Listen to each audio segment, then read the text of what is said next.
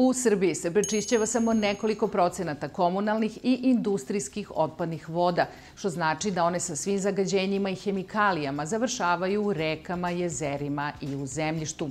Veliki Bački kanal iz koga voda otiče u Tisu, a zatim u Dunav, jedan je od najzagađenijih vodenih tokova i najvećih ekoloških problema u Srbiji. Zahvaljujući sredstvima Evropske unije, kao i holandske, ali i naše vlade, preduzimaju se koraci koji bi trebalo da spreče ovu ekološku katastrofu. Projekat podrazumeva izgradnju magistralne kanalizacione mreže u Kuli i Vrbasu, kao i postrojenja za preradu otpadnih voda, kako se u Bački kanal više ne bi izlivala zagađenja i opasne materije. Dokle se stiglo sa spašavanjem Velikog Bačkog kanala, za Evronet otkriva Goran Janićević. Veliki Bački kanal je najzagađeniji vodeni tok u Evropi, pokazalo je istraživanje koje je 2004. godine na kanalu oko Vrbasa uradila Norveška državna agencija za vode. Ali i bez istraživanja ljudi koji žive pored kanala znaju da je on zagađen još od 80. godina.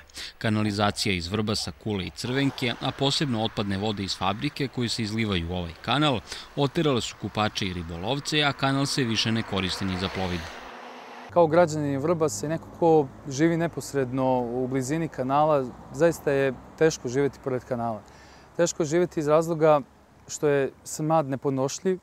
Činjenica je da veliki broj građana Vrbasa je oboleo od različitih bolesti koji su uslovljeni ovakvim kanalom. I ono što je jako bitno jeste da kada su promjene vremena nepodnošljivo je zaista živjeti u blizini kanala. Problem zagađenja koje imaju stanovnici Vrbasa biće rešen kada se početkom 2014. godine završi projekat izgradnje kanalizacije i postrojenja za prečišćavanje otpadnih voda. Projekat vredan 23,6 miliona evra finansiraju Evropska unija, ambasada Holandije i vlade Srbije i Vojvodine, kako bi rešili ovaj ozbiljan ekološki i zdravstveni problem. Mi danas u okolini Velikog Bačkog kanala imamo najveći broj karcinogenih oboljenja ne samo u Vojvodini nego i u celoj Srbiji i to je strašna i dramatična posledica činjenice da ovaj kanal toliko dugo godina, tu su toliko mnogo decenije zagađen.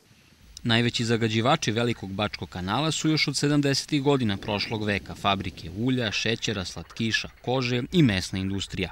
Većina ovih fabrika još uvek ne prečišćava svoje otpadne vode i iz njihovih postrojenja u kanal se izlivaju opasne materije koje uništavaju prirodu i stvaraju mulj. Deo industrije sarađuje, spomenuo bih kompaniju Carnex koja je tu daleko najviše odmakla.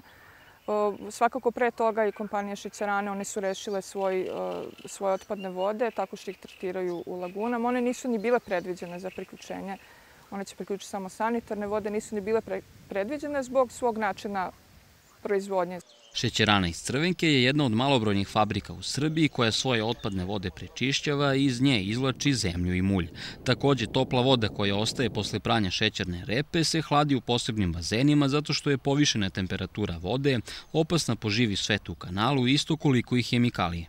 Počevo od 2003. godine, kada je fabrika privatizovana, Agencija za privatizaciju je kroz ugovor o privatizaciji nametnula obavezu da se reše ekološki problemi i novi vlasnik, Grčka industrija šećera, je investirala u tom smislu oko 6,5 miliona evra.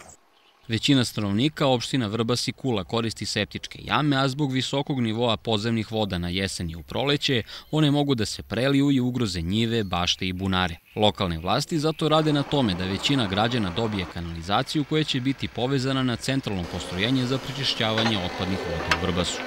Kolektor sakuplja otpadne vode iz mesta, u ovom slučaju kolektor će sakupljati otpadne vode iz kanalizacije Kulske i sprovoditi tu kanalizaciju do prečistača u Vrbasu onog momenta kad on bude izgrađen.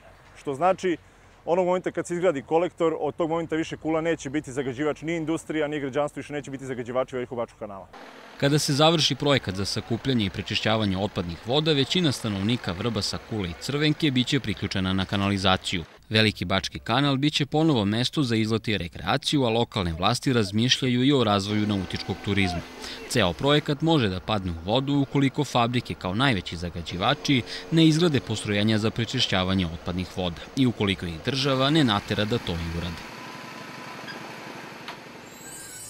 Poslednji deo ovog projekta predviđa i remedijaciju, to jest lečenje Velikog Bačkog kanala, i to tako što će se izvući mulj i otpadni materijali koji su se u njemu godinama taložili.